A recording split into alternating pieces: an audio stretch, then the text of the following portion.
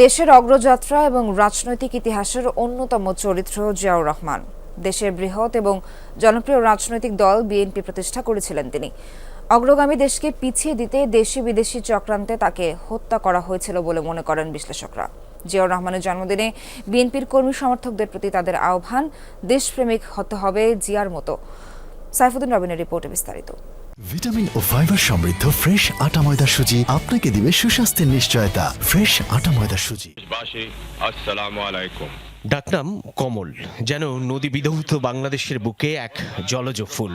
জিয়াউর রহমানের জন্ম 1936 সালে বগুড়ার বাগবাড়িতে। সেনাবাহিনীতে যোগ দেন 1955 সালে। সেনা কর্মকর্তা হিসেবে দারুণ দৃঢ়চেতা চৌকস ব্যক্তিটি আলোচনায় আসেন 1971-এ। চট্টগ্রাম কালুরঘাট বেতার কেন্দ্র থেকে ভেসে আসা তার কণ্ঠ সেদিন সাহস জুগিয়েছিল স্বাধীনতাকামী বাঙালিকে। মুক্তিযুদ্ধে সাহসিকতার জন্য বীরুত্তম খেতাব পান জেট ফোর্সের এই সেক্টর কমান্ডার। 1975-এর 7 নভেম্বর সিপাহী জনতার বিপ্লবের মধ্য দিয়ে আবার মঞ্চে আগমন ঘটে জিয়ার। আপনারা নেতৃত্ব দিতে চান, আপনাদেরকে জনগণের মধ্যে যেতে হবে।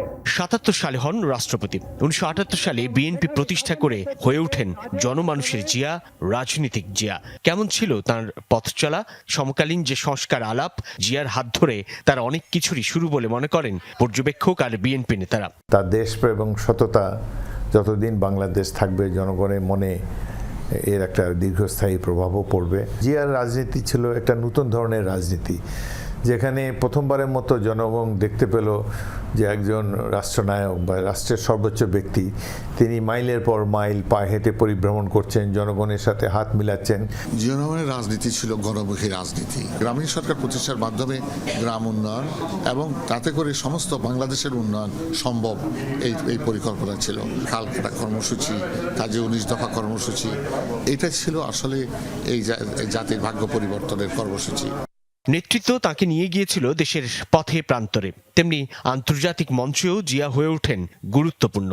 81 সালের 30 মে চট্টগ্রামে তাকে হত্যা করা হয়। নিজের শাসনামলে কেমন ছিল মুক্তিযোদ্ধা জিয়ার জনপ্রিয়তা, সেই সময়ের খবরের কাগজ যেন সাক্ষ্য দেয় এখনো। কিন্তু তুমুল জনপ্রিয় এই রাষ্ট্রপতিকে কেন হত্যার শিকার হতে হলো? এর প্রভাবই বা কি? এটা তো একটা ষড়যন্ত্র, একটা চক্রান্ত। উনি একটা জাতীয়তাবাদী নেতা ছিলেন। আপনার পৃথিবীর অনেক দেশেই জাতীয়তাবাদী নেতার ভাগ্যে এই নিষ্ঠুর পরিণতি নেমে এসেছে।